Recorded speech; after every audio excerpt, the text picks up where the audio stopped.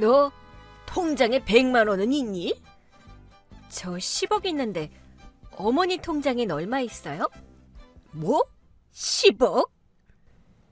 시모가 제 통장에 있는 10억을 보자마자 제 앞에서 싹싹 빌고 있네요. 저는 시원하게 복수를 했습니다. 결혼을 앞두고 저는 하루하루가 설렘으로 가득했어요. 주말에는 웨딩홀 상담을 다니고 드레스숍을 돌아다니며 어떤 디자인이 좋을지 비교하느라 정신이 없었죠. 회사 일로 피곤해도 남자친구와 함께 결혼식을 준비하는 그 순간 너무 설레고 좋아서 피로가 금세 사라졌어요. 남자친구는 꽤 다정한 사람이었어요.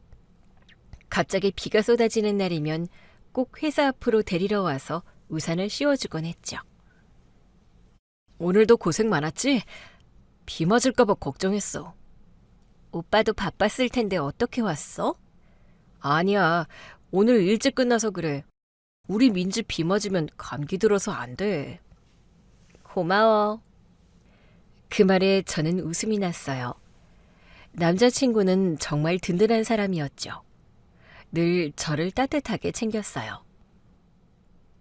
근데 웨딩홀 견적서 보니까 생각보다 많이 나오더라.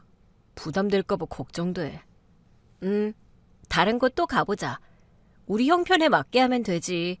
괜히 허세 부릴 필요 없잖아. 그래, 중요한 건 화려한 결혼식이 아니라 우리 둘이지. 저는 그 말을 듣고 마음이 한결 편안해졌어요.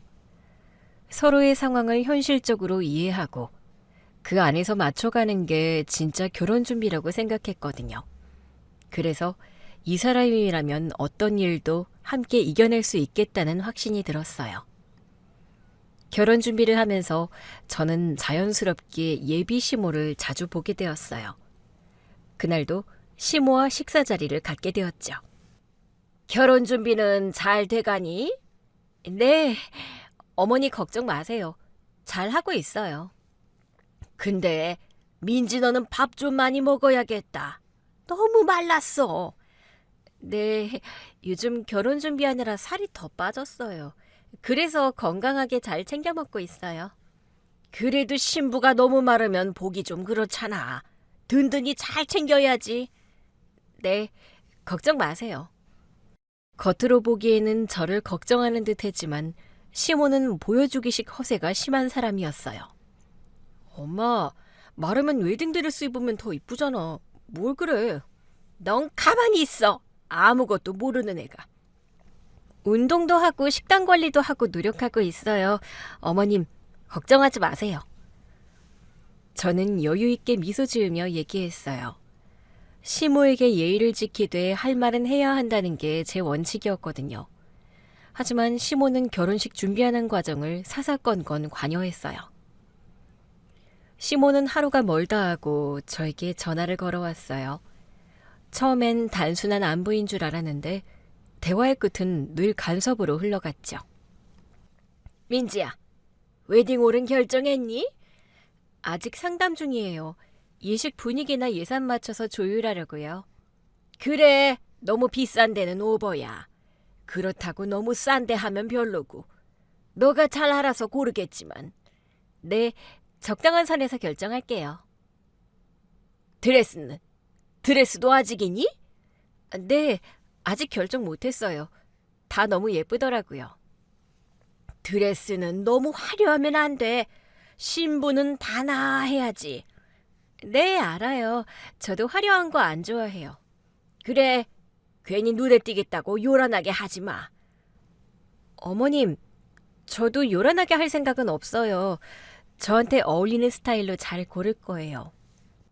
제 결혼식인데 제가 더 잘 알죠. 그래, 뭐 너가 알아서 잘 하겠지. 근데 너 혹시 예단은 어떻게 하기로 했니? 요즘 다들 안 하긴 하던데. 안 하는 추세이기도 한데 오빠가 예단 안 해도 된다던데요. 저랑 오빠는 실속 있게 하자고 얘기했어요. 서로 부담 없는 게 더 좋지 않으세요? 그건 뭐 그렇지. 부담 없는 게 낫지. 저의 말에 시모는 짧게 헛기침을 하고는 전화를 끊었어요. 저는 결혼 준비를 하면서 정말 결혼은 현실이구나라는 생각을 다시 한번 하게 되었습니다. 둘만 좋다고 하는 것이 아닌 것 같더라고요. 하지만 앞으로 대처만 잘하자고 생각했어요. 처음엔 저는 시모가 그저 성격이 센 사람이라고만 생각했어요. 사람마다 표현이 조금 다를 수도 있으니까요. 그런데 만날 때마다 분위기가 점점 더 묘해졌어요. 겉으론 웃으면서 얘기하지만 대화 끝엔 꼭 한두 마디씩 찜찜한 말이 섞여 있었죠. 하루는 시모가 저에게 집에 와서 과일을 가져가라고 하더라고요. 저는 그 마음도 감사해 작은 선물을 준비해 갔어요. 그런데 시모는 선물을 받자마자 이렇게 말했어요. 아유, 이런 건 안 해도 돼. 대신 예단은 준비하면 좋겠는데. 예단이요? 어머님, 저번에 말씀드렸잖아요. 저희 안 하기로 했다고요. 아니, 그래도 남들 보기에 체면이 있잖니. 신부 쪽이 너무 소홀한 것 같으면 보기 좀 그렇잖니. 어머님, 체면도 중요하지만 서로 부담 없는 선에서 결혼하는 것도 중요하다고 생각해요. 저는 웃으며 넘겼지만 머릿속이 복잡해졌어요. 대체 왜 이렇게 바라는 게 많을까 싶었거든요. 오빠에게 얘기해봤지만 돌아온 말은 늘 같았어요. 엄마 원래 저래. 신경 쓰지 마. 아니, 어떻게 신경을 안 써. 이제 가족이 될 건데 원하시는 게 너무 많으신 것 같아. 내가 잘 얘기할게. 스트레스 받지 마. 저는 이 결혼이 단순히 둘만의 문제가 아니라는 걸 점점 더 느끼기 시작했죠. 결국 그날이 왔어요. 예비 시모와 함께 결혼 예산 이야기를 하던 자리였죠. 처음엔 평범했어요. 식장 비용이 어떻다, 혼수는 어떤 식으로 하자 이런 얘기들이 오갔죠. 그런데 대화가 한창일 때 시모가 느닷없이 제 재정 상태를 들먹이더라고요. 요즘 젊은 애들은 돈을 너무 펑펑 써. 모아둔 돈도 어느 정도 있어야지. 아, 네. 그런 기준이 있으신가 봐요. 그럼 있지. 아무리 얼굴이 예뻐도 모아둔 돈으로 그동안 어떻게 살아왔는지가 증명이 되는 거야. 그리고 요즘 결혼은 사랑만으로 안 되는 거 모르니? 맞아요. 사랑만으로 안 되죠. 그래서 저도 일찍부터 준비했어요. 분위기가 점점 얼어붙는 게 느껴졌어요. 남자친구는 옆에서 아무 말도 하지 않고 물컵만 만지작거렸죠. 저는 끝까지 웃음을 잃지 않으려 했어요. 그런데 시모는 거기에서 멈추지 않았어요. 통장에 1억 정도를 있는 여자가 우리 집에 들어올 수 있어.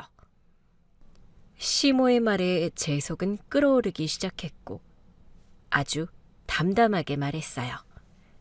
저 10억 있는데요. 어머니 통장은요? 처음엔 시모가 제 말을 믿지 못했어요. 저를 바라보다가 어이없다는 듯 웃었죠. 뭐? 10억? 너 무슨 농담을 그렇게 하니? 그게 진짜면 내가 무릎이라도 꿇겠다.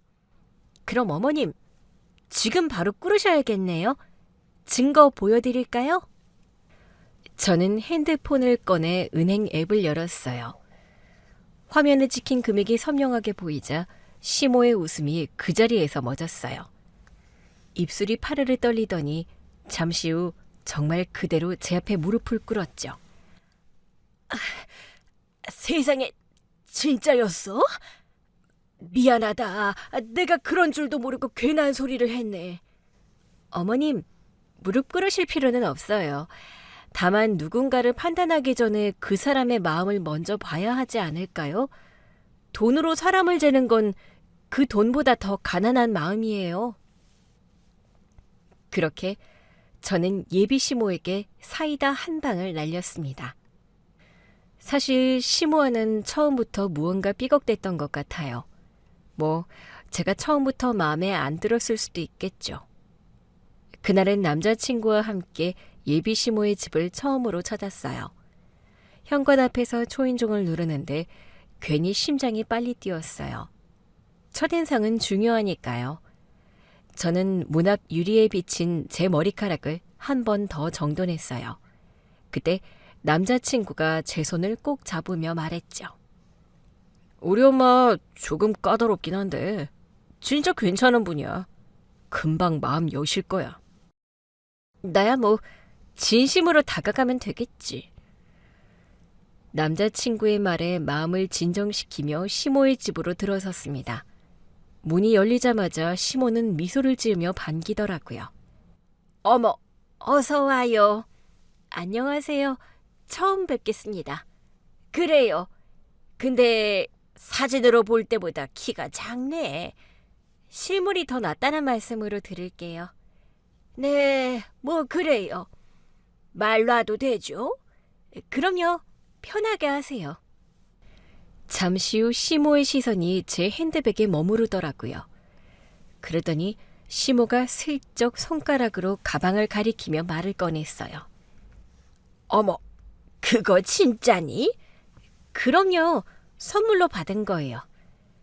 순간 시모의 입꼬리가 살짝 올라가더니 비웃음 섞인 목소리로 얘기하더라고요. 난 또 체면 떨어지게 가짜인 줄 알았네. 근데 그 가방 비싼 건데 선물로 받았어? 네. 어머, 좋겠네.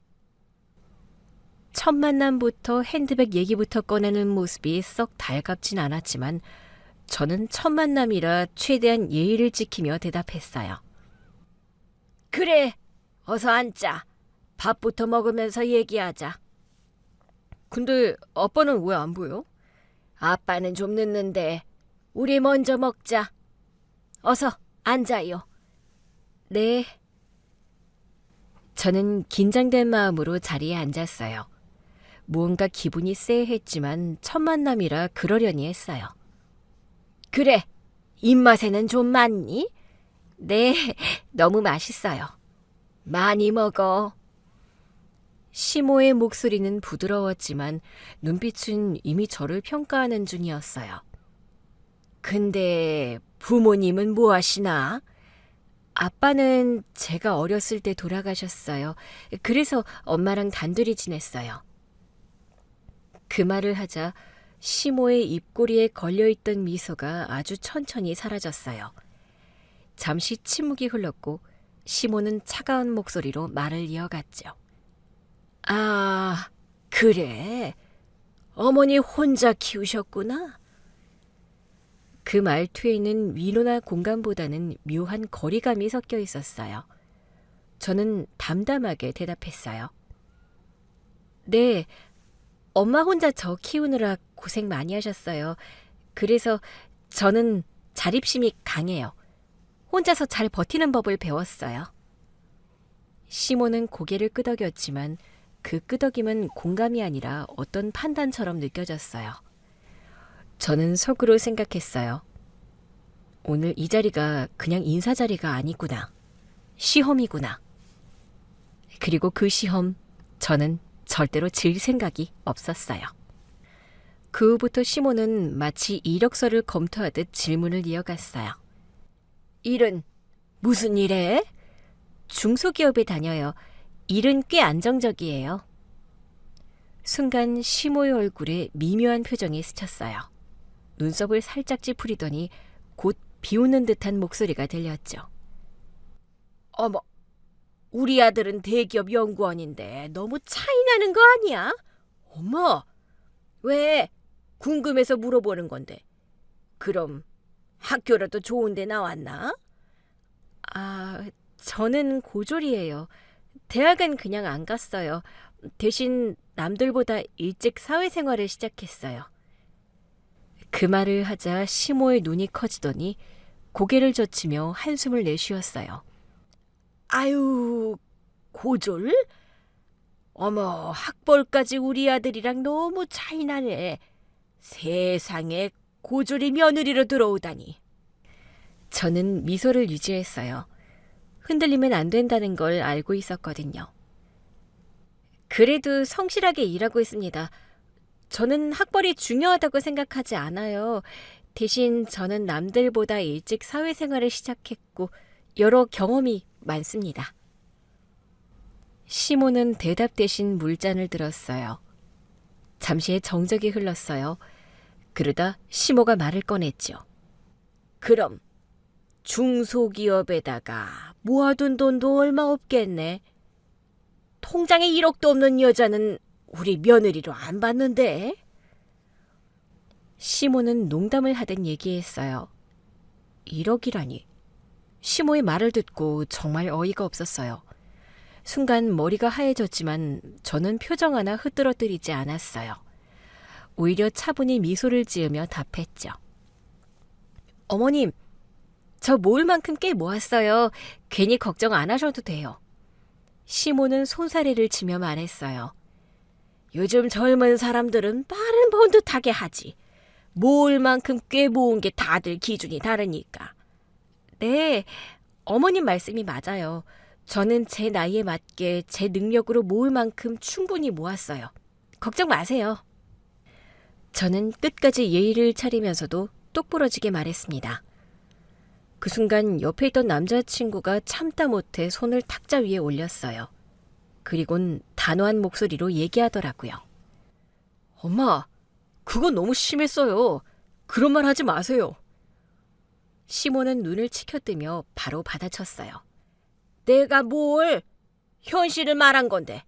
어이구, 벌써부터 와이프 감싸는 거니? 그 말에 남자친구는 입을 다물었어요. 한숨만 내쉬었죠. 저는 그 모습을 보는데 마음이 이상하게 먹먹했어요. 시모의 말보다 더 아팠던 건 늘 그렇게 참아온 것 같은 남자친구의 표정이었어요. 남자친구는 더 이상 대꾸하지 않았고 고개를 숙인 채 물잔만 바라봤어요. 저는 웃으며 상황을 정리했지만 저는 속으로 단단히 결심을 했습니다. 이 결혼 시모에게만 다 맞추다가는 큰일 나겠다 싶었죠. 그렇게 시모와의 첫 식사가 끝나고 남자친구와 집을 나섰습니다. 남자친구는 눈치를 보며 천천히 제 옆으로 다가왔어요. 목소리가 조심스러웠죠. 기분 많이 나빴지? 괜찮아. 부모님이시잖아. 당연히 그런 말씀도 하실 수 있지. 그래도 아까 오빠가 나서줘서 고마웠어. 오빠는 그 말을 듣고 잠시 안도한 듯 고개를 끄덕였어요.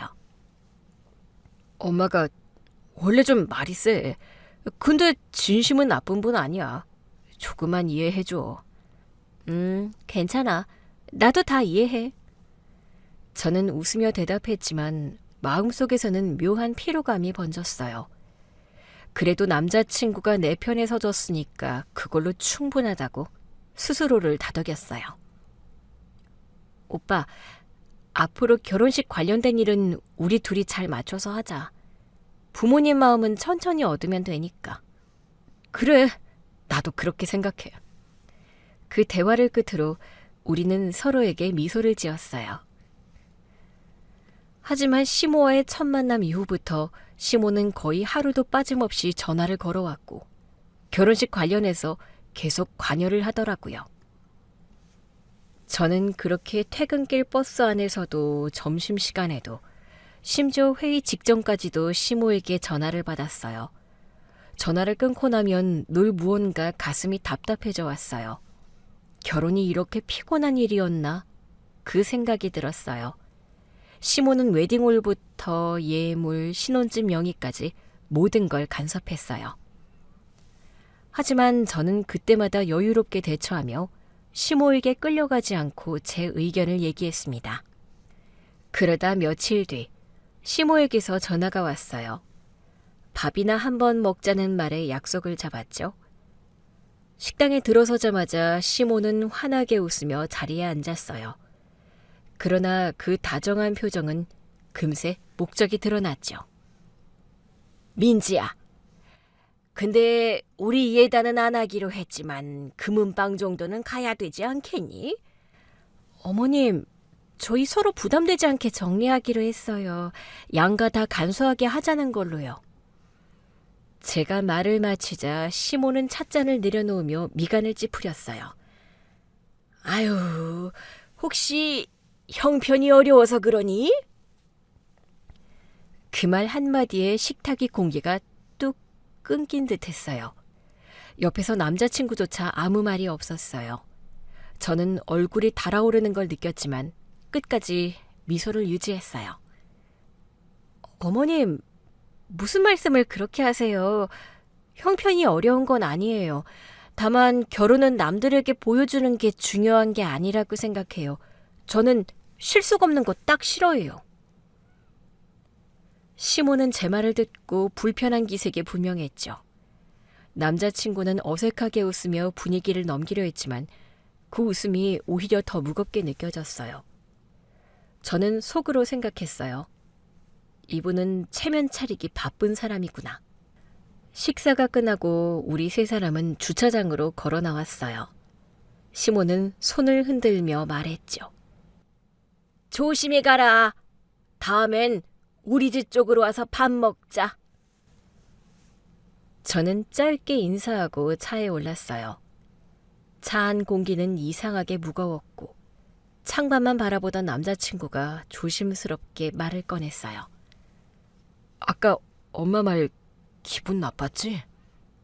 아니, 뭐 괜찮아. 그냥 부모님 입장에서 하신 말씀이겠지. 근데 아까 오빠는 왜 아무 말도 안 했어? 오빠는 운전대를 잡은 손을 꼭 쥔 채 한숨을 내쉬었어요. 뭐라고 말할까 하다가 괜히 분위기 망치고 싶지 않았어. 우리 엄마 진짜 왜 그러지? 내가 중간에서 정리할게. 저는 입술을 깨물었어요. 억지로 웃으며 대답했지만 마음은 무거웠죠. 응, 알겠어. 오빠가 중간에서 힘들겠네. 근데 어찌됐든 내 입장도 생각해주면 좋겠어. 우리 일은 우리끼리 얘기하자. 저는 남자친구의 내가 중간에서 정리할게 라는 말을 믿었어요. 그리고 정말 한동안 시모에게서 전화가 오지 않더라고요. 저는 정말 남자친구가 중간에서 잘 정리했나 보다 싶었어요. 그래서 안심하고 있었죠. 하지만 그 평화는 오래가지 않았어요. 어느 날 퇴근길 버스 안, 핸드폰이 진동을 울리길래 무심코 화면을 봤는데 시모에게서 메시지가 와 있었어요. 예, 우리 집안 예단은 이 정도면 되겠다. 그 밑엔 엑셀처럼 정리된 첨부 파일 하나가 있었어요. 예단 견적표였죠. 세세하게 항목이 나열돼 있었어요. 대충 한만 계산해도 엄청난 금액이었어요. 저는 잠시 멍하니 그 파일을 봤어요. 설마 장난이겠지 싶었지만 곧바로 또 메시지가 도착했어요. 이 정도는 요즘 다 하더라. 내가 너무 바라는 게 맞니? 순간 숨이 턱 막혔어요. 버스 안 창밖 풍경은 평화로웠는데 제 머릿속은 새하얘졌어요. 중간에서 정리하던 남자친구는 지금 뭐라고 했을까? 시어머니 문자를 그렇게 무시하려다가 저는 천천히 답장을 썼어요. 어머님, 오빠한테 얘기하세요. 저는 이미 오빠랑 다 얘기를 끝냈습니다. 저는 최대한 감정을 눌러담아 답장을 보냈어요. 그런데 몇 초 뒤 바로 답장이 도착했어요. 아유, 없는 집이라 그러는 거니? 안 한다고는 얘기 들었는데 우리 집 며느리로 오려면 이 정도는 해야 돼. 그 문장을 보는 순간 손이 덜덜 떨렸어요. 없는 집이라니. 나를 도대체 뭘로 보는 거지? 참아왔던 감정이 한꺼번에 치밀어 올랐어요. 당장 시모에게 전화를 걸어 따지고 싶었지만 싸움이 될 게 뻔했기에 핸드폰을 잠시 내려놨어요.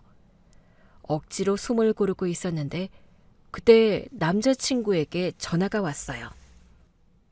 민지야, 혹시 무슨 일 있어? 엄마가 아까 너한테 연락할 거라고 하던데? 오빠, 중간에서 다 정리한다며. 이게 뭐야? 어머님이 나한테 예단 견적표 보냈고 내가 우리 예단 안 하기로 했다고 하니까 우리 집 보고 없는 집이라 그러셨어. 우리 엄마 원래 표현이 좀 거칠어. 그냥 흘려들어. 그런 뜻 아니야. 오빠, 난 어머님한테 최대한 예의를 지키고 싶어. 근데 그 마음을 계속 저버리게 만들어. 우리 집 보고 없는 집이라니. 그건 선 넘은 거 아니야? 알지. 나도 알아. 내가 정리를 못한 것 같아. 내가 대신 사과할게. 정말 미안해, 민지야. 나 진짜 계속 어머님 이런 식이면 더 이상은 못 참아? 정말 미안해. 이번만 넘어가주면 안 돼? 한 번만 참아주라. 진짜. 저는 남자친구의 반응을 보고 깨달았어요. 이 사람은 나를 이해하지만 결국 엄마 편에서 벗어나지 못하겠구나 싶었습니다. 그날 밤, 저는 침대에 누워 핸드폰 화면을 멍하니 바라봤어요.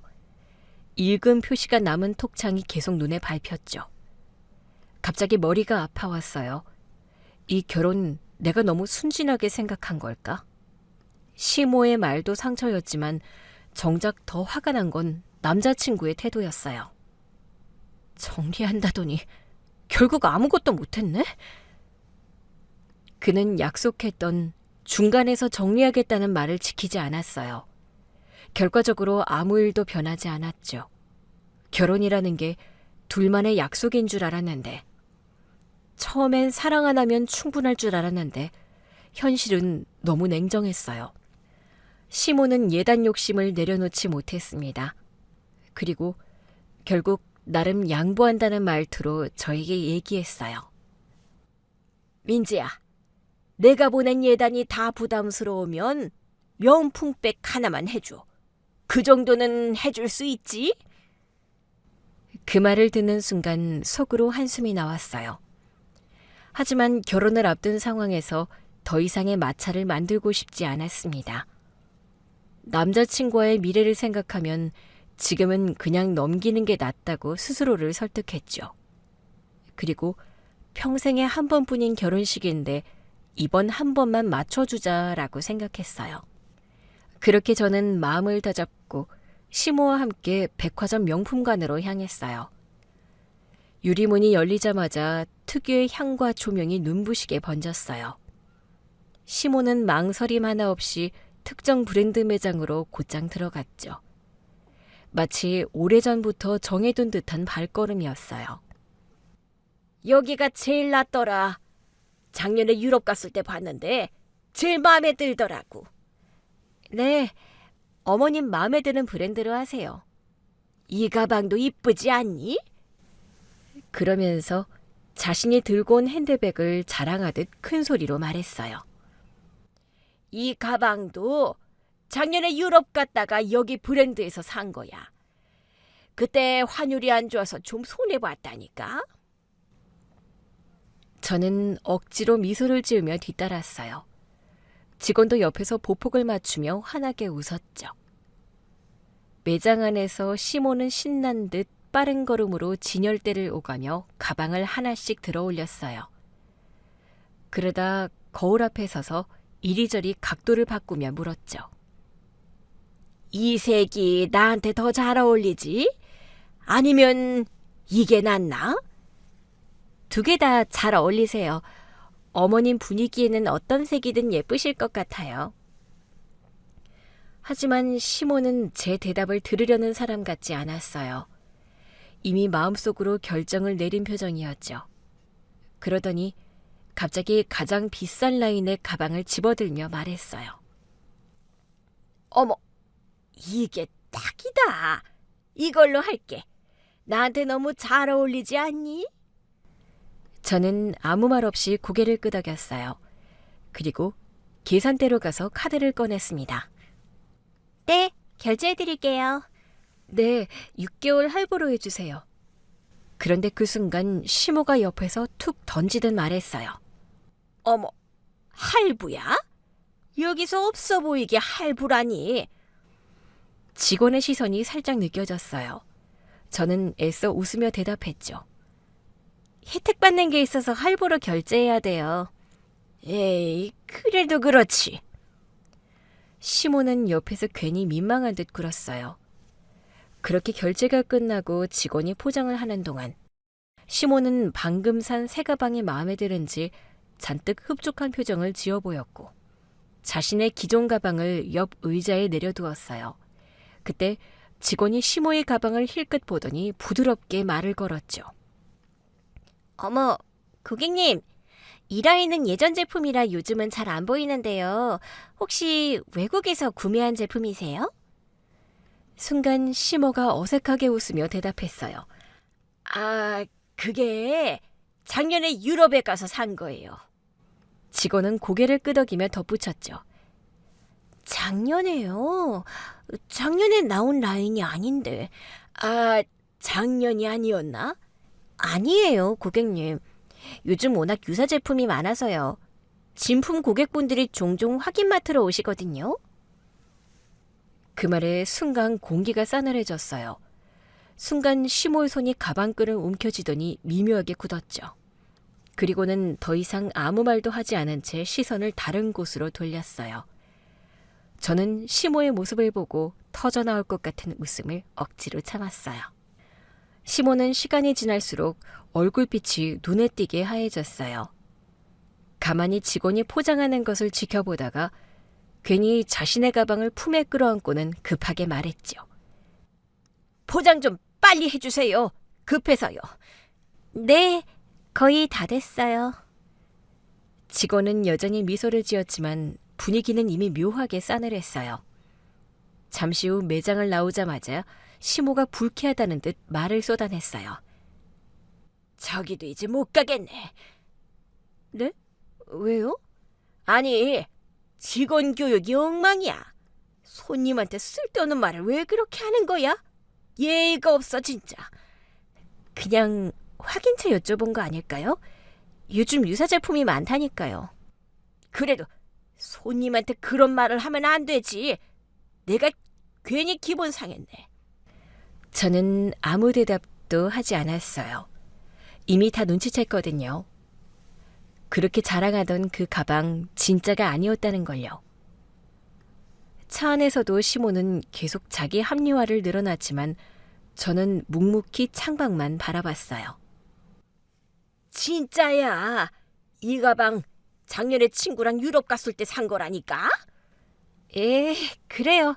알겠어요. 오늘 사준 가방은 잘 들게. 고마워. 네, 어머님. 하지만 그렇게 진품이라고 우기던 가방이었지만 그날 이후부터 시모는 그 가방을 다시는 들지 않았어요. 그리고 저는 확실히 깨달았어요. 시모의 허세는 가짜 가방처럼 겉만 번지르르 할 뿐 속은 텅 비어 있다는 걸요. 며칠 뒤 시모에게서 전화를 받았어요. 목소리는 평소보다 한결 부드러웠죠. 너한테 백 선물 받았으니 내가 밥 한번 살게. 그 말에 잠시 놀랐어요. 그런 제안은 상상도 못했거든요. 하지만 곧 생각했죠. 이제라도 관계를 풀고 싶은 걸까? 괜히 기대가 생겼어요. 그래서 웃으며 대답했어요. 그럼요, 어머님. 같이 식사하면 좋죠. 시간 맞춰 갈게요. 내가 자주 가는 호텔 레스토랑 예약했어. 이런 데는 웬만한 사람 아니면 예약도 힘들어. 나도 겨우 잡았다니까. 어머님 덕분에 좋은 곳 가보네요. 감사합니다. 시모는 기분이 좋아졌는지 한동안 레스토랑 자랑을 늘어놨어요. 메뉴, 셰프, 예약 대기 명단까지 줄줄이 말하더군요. 그렇게 남자친구와 함께 시모가 예약했다던 호텔 레스토랑으로 향했습니다. 시모는 입구부터 목소리에 힘을 주더니 직원에게 당당하게 말했죠. 예약한 김 여사예요. 창가 자리 부탁드렸죠? 네, 이쪽으로 오세요. 직원이 미소를 지으며 자리를 안내하자 시모는 고개를 끄덕이며 덧붙였어요. 내가 여기 자주 와서 알거든. 창가 뷰가 너무 좋아. 지난번엔 다른 손님들이랑 왔었는데 다들 만족해했지. 아, 네, 정말 좋네요. 저는 그저 고개를 끄덕이며 따라갔어요. 시모는 계속해서 여긴 예약하기 어려워서 아무나 못 와요. 셰프가 해외 호텔 출신이라 수준이 달라 같은 말을 이어갔어요. 테이블에 앉아서도 주변을 살피며 일부러 큰 목소리로 주문을 했죠. 오늘 스테이크는 미디엄으로 해주세요. 여긴 소스가 정말 훌륭해. 한번 먹어봐. 네, 감사합니다. 음식이 나오자 시모는 기다렸다는 듯 말을 걸기 시작했어요. 근데 민지 너는 이런 데 와보긴 했니? 평범한 직장인은 이런 데 오기 힘들지? 아니요. 가끔 회사 행사로 올 때 있어요. 분위기 좋은 곳이라 다들 좋아하거든요. 저는 여유롭게 웃으며 대답했어요. 하지만 시모는 눈썹을 살짝 식혀세우더니 말을 던졌어요. 아, 그럼 네가 돈 내는 자리는 아니겠네? 남자친구는 순간 분위기를 감지하고 물을 따르며 어색하게 웃었어요. 엄마, 그냥 밥 먹어요. 분위기 좋네요. 아니 왜? 나는 그냥 궁금해서 물어본 거야. 회사 다니느라 힘들지? 시모의 말끝에는 특유의 의미 없는 위로가 붙었어요. 그래서 남편 직업이 든든해야지. 그래야 여자도 편하게 살지. 민지는 좋겠네. 저는 고개를 살짝 끄덕이며 미소를 유지했어요. 네, 맞아요. 각자 자리에서 열심히 하면 되는 거죠. 그렇게 우리는 식사를 마쳤고 시모가 먼저 자리에서 일어나 계산대로 향했어요. 저는 당연히 자연스럽게 결제하실 줄 알았죠. 그런데 시모가 가방을 뒤적이더니 느닷없이 말했어요. 어머, 지갑을 차에 두고 왔네. 어떡하니? 그 말투에는 당황보다는 묘한 여유가 섞여 있었어요. 그리고 저를 곁눈질로 쳐다봤죠. 저는 갑작스러운 상황에 잠시 어색하게 멈춰섰고 옆에 있던 남자친구도 머뭇거렸어요. 그 찰나의 정적을 시모는 놓치지 않았죠. 아유, 어쩌지? 잘 갔다 와야 되나? 그 순간 저는 조용히 카드를 꺼내 직원에게 건넸어요. 표정 하나 바꾸지 않고 말이죠. 여기 계산해 주세요. 직원은 고개를 숙이며 카드를 받아들었고 시모의 입꼬리가 살짝 올라갔어요. 하지만 그 미소는 오래가지 않았어요. 결제가 끝나자 직원이 영수증을 내밀며 정중하게 말했거든요. 잠시만요. 지배인님께서 인사드린다고 하십니다. 그 말에 시모는 살짝 당황스러워 보였어요. 저는 아무렇지 않은 표정으로 영수증을 받아들었지만 이상하게 그 순간부터 공기가 조금 달라졌다는 걸 느꼈어요. 그리고는 잠시 후 레스토랑의 지배인이 직접 다가와 저에게 고개를 깊게 숙이며 인사를 했습니다. 오랜만에 뵙습니다, 고객님. 이번에도 만족스러우셨죠? 저에게 인사를 하는 지배인의 모습에 시모는 순간 멈춰서더니 제 얼굴을 바라봤어요. 놀란 기색이 역력했지만 저는 그저 담담하게 미소만 지었어요. 네, 음식이 늘 좋네요. 직원분들도 세심하시고요. 지배인은 미소를 지으며 말을 이어갔어요. 다음 달 VIP 초대 행사에도 꼭 참석 부탁드립니다. 초청장은 이번 주 안에 전달해드리겠습니다. 그 말이 끝나자 시모의 손이 움찔하더니 가방끈을 3개 움켜쥐었어요. VIP 고객? 시모의 목소리는 너무 놀란 나머지 거의 속삭임에 가까웠어요. 옆에서 오빠가 분위기를 수습하듯 급히 말했죠.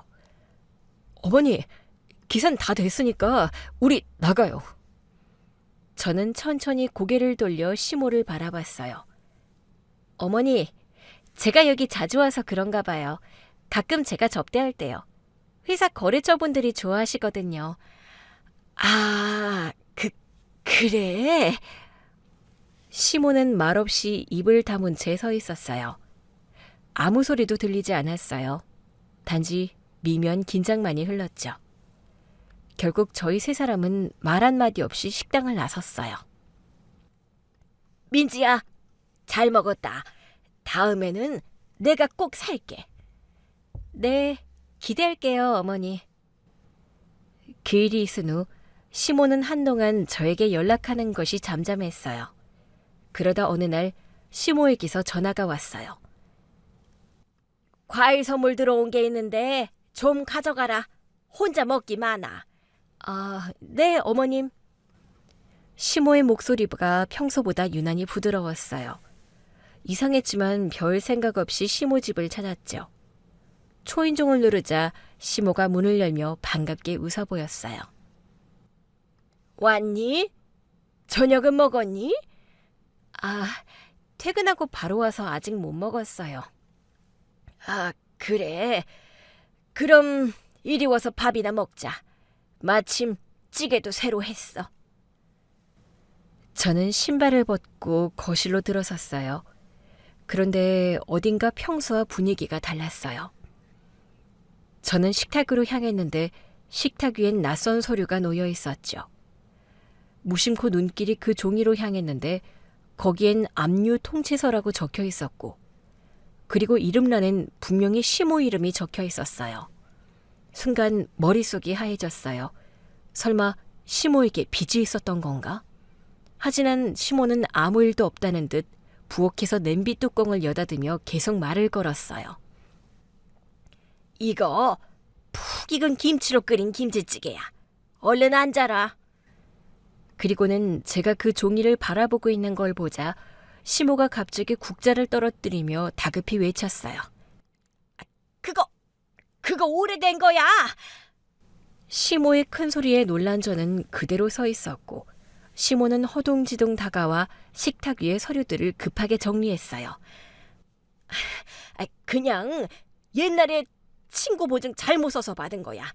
신경 쓰지 마. 이제 다 끝난 일이야. 시모는 말은 그렇게 했지만 그 손이 떨리고 있었어요.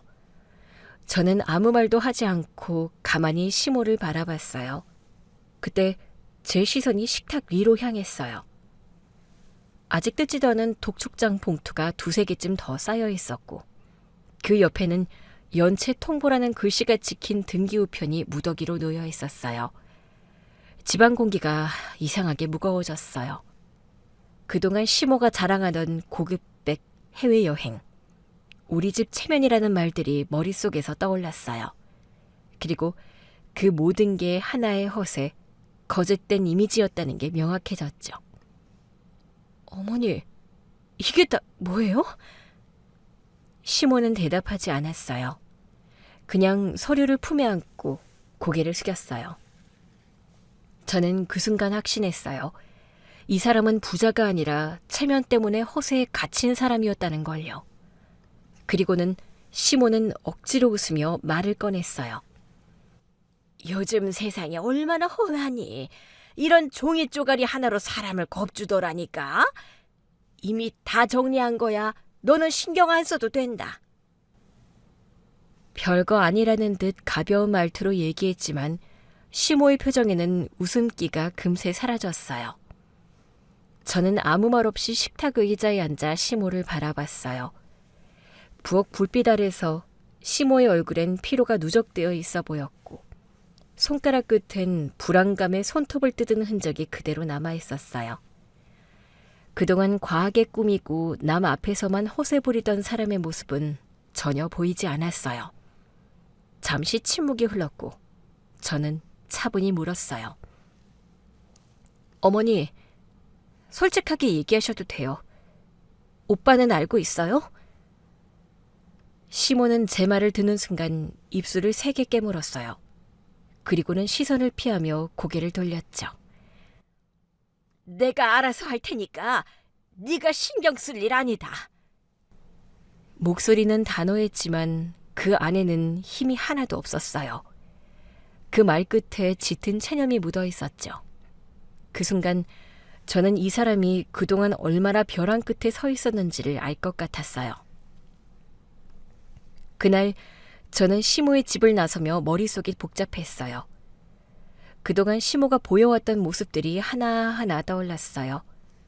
늘 명품 가방을 들고 다니며 비싼 식당을 골라다니고 며느리 될 사람한테 통장 잔고를 묻던 그 말과 행동들. 처음엔 다 저를 무시하고 깎아내리는 오만이라고 생각했어요. 하지만 이제는 조금 달리 보였어요. 시모는 단순히 허세를 부린 게 아니었어요. 빚더미 위에서도 체면 하나로 버티며 세상 앞에서 무너지지 않으려 발버둥치고 있었던 거였죠. 그 모든 과장은 현실을 부정하려는 몸부림이었어요. 시모에게 남은 마지막 자존심이 바로 아들의 결혼이었을 거예요. 자신이 만든 허세 속에서라도 체면을 지키고 싶었던 거겠죠. 그리고 저는 그제야 알았어요. 시모의 허세는 단순한 거짓이 아니라 무너져가는 인생을 붙잡기 위한 마지막 방패였다는 걸요. 며칠을 고민하다가 저는 결국 결심했어요. 이 관계를 더 끌면 안 될 것 같았어요. 그래서 마지막으로 시모를 찾아가 정리하기로 했죠. 초인종을 누르고 집에 들어서자 시모의 익숙한 향수 냄새가 흘러나왔어요. 그 특유의 짙은 향은 마치 시모의 허세처럼 공간을 가득 메우고 있었어요. 문이 열리자 시모는 어김없이 단정하게 차려입은 모습으로 서 있었어요. 웬일로 왔니? 제가 드릴 말씀이 있어서요. 어머님한테 할 얘기가 있어서 왔어요. 시모는 팔짱을 낀 채 저를 위아래로 훑어봤어요. 갑자기 무슨 얘기? 저는 잠시 숨을 고르고 차분히 말을 꺼냈어요. 어머니, 저 이제는 솔직히 말씀드려야 할 것 같아요. 그냥 좋은 게 좋은 거라고 넘길 수 있는 단계는 아닌 것 같아서요. 시모는 그 말에 눈을 가늘게 뜨며 말했어요. 뭐가 좋은 게 좋은 거야? 지금 무슨 소리를 하는 거니?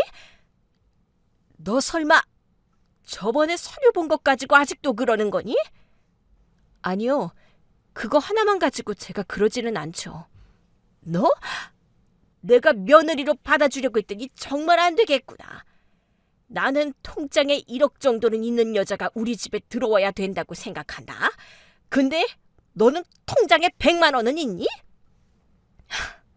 지금 장난하세요? 뭐? 시모의 말투는 처음 만났을 때와 하나도 다르지 않았어요. 여전히 사람을 시험하듯 깔보는 듯한 그 어조였죠. 저는 잠시 숨을 고르고 미소를 지었어요. 저 10억 있는데요? 어머니 통장은요? 순간 시모는 제 말을 농담으로 여겼는지 피식 웃었어요. 뭐? 10억? 너 무슨 농담을 그렇게 하니? 그게 진짜면 내가 무릎이라도 꿇겠다. 그럼 어머님, 지금 바로 꿇으셔야겠네요. 증거 보여드릴까요? 저는 그대로 핸드폰을 꺼내 저의 은행 화면을 보여줬어요. 10억이라는 숫자가 또렷하게 찍힌 잔액을 본 순간 시모의 얼굴빛이 순식간에 바뀌었어요. 손끝이 미세하게 떨리더니 눈동자가 도저히 못 볼 것을 본 듯한 눈빛으로 흔들렸죠. 그 자리에서 아무 말도 하지 못한 채 한참을 멍하니 서 있었어요. 그리고는 떨리는 목소리로 겨우 한마디 내뱉었어요. 정말 10억? 저는 고개를 끄덕였어요. 그러자 시모는 마치 다리에 힘이 풀린 듯 주저앉더니 두 손을 모아 무릎을 꿇었어요. 10억이라니 말도 안 돼. 민지야, 미안하다. 내가 다 잘못했어. 그토록 자존심 세고 오만하던 사람이었지만 그날만큼은 체면도 허세도 자존심도 다 내려놓은 채였어요. 저는 그 모습을 보며 복잡한 마음이 들었어요. 통쾌함보다는 어쩐지 서글픈 현실이 더 크게 밀려왔어요. 남자친구가 급히 방 안으로 들어왔어요. 상황을 보자마자 얼굴이 굳었죠. 엄마, 이제 그만 좀 하세요. 그의 목소리는 절박했지만 이미 늦었어요. 저는 천천히 고개를 돌려 그를 바라봤어요. 차분했지만 단호하게 얘기했습니다. 오빠, 이미 늦었어. 우리 결혼은 없었던 거야. 제 말이 끝나자마자 집안은 숨소리조차 들리지 않을 만큼 고요해졌어요. 남자친구는 말을 잇지 못하고 제 얼굴만 멍하니 바라봤어요. 시모는 바닥에 주저앉더니 갑자기 손으로 얼굴을 감싸며 울부짖었어요. 얘야, 한 번만 봐줘. 내가 잘못했어. 그 울음소리가 방 안을 가득 메웠지만 저는 아무 말도 하지 않았어요. 천천히 자리에서 일어나 문 쪽으로 향했죠. 뒤돌아보지 않았어요. 이제야 그 눈물의 의미를 알겠다는 생각이 들었지만 그래도 되돌릴 이유는 없었어요. 이미 제 마음속에서는 모든 게 끝나 있었어요. 현관문이 닫히는 소리가 들리자 저는 숨을 길게 내쉬었어요. 마음 한구석이 이상하게 가벼워졌어요. 복선 기분이 아니라 드디어 스스로를 지켜냈다는 해방감이었죠. 그동안 제가 참았던 건 남자친구에 대한 사랑 때문이기도 했지만 결국 제 자신을 잃지 않기 위해서였던 것 같아요. 사실 저는 시모가 생각했던 그런 중소기업에 다니는 평범한 직장인이 아니었어요. 25살. 또래들이 겨우 취업 준비를 하던 시절부터 저는 제 사업을 시작했어요. 처음엔 작은 프로젝트로 시작했지만 수없이 실패하고 부딪히면서도 포기하지 않았죠. 그렇게 버티고 버티다 보니 지금은 직원이 수십 명인 IT 스타트업의 창업자가 되었어요. 저희 회사는 자체 플랫폼을 운영하는 안정적인 기업으로 성장했고 매년 제휴처도 늘어나고 있어요. 하지만 저는 제 위치나 돈을 내세운 적이 없어요. 남자친구에게조차 말했죠. 그냥 회사 다니고 있어. 그건 겸손해서가 아니라 진심이었어요. 저는 누군가가 제 능력이나 재산이 아니라 사람 자체를 봐주길 바랐어요.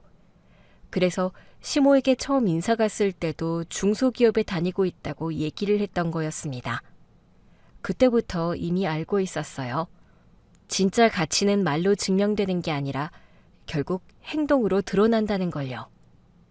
저는 늘 그렇게 생각했어요. 돈이 많다고 행복한 건 아니에요.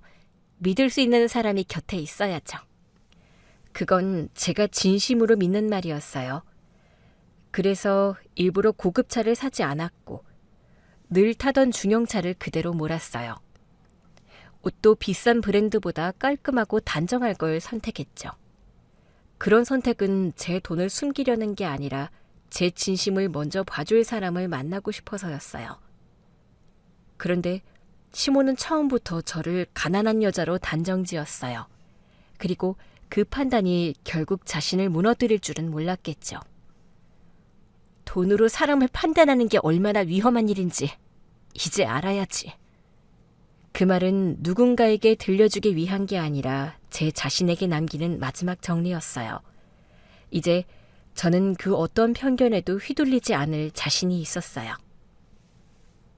며칠 뒤 시모이의 얘기를 멀리서 소문으로나마 들을 수 있었습니다.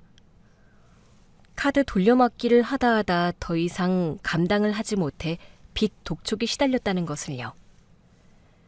그 소문은 빠르게 번졌고 시모는 결국 밖에 나가지 못했어요. 그토록 체면을 중시하던 사람이었는데 그 체면이 한순간에 무너진 거죠. 저는 그 소식을 들으며 묘한 기분이 들었어요.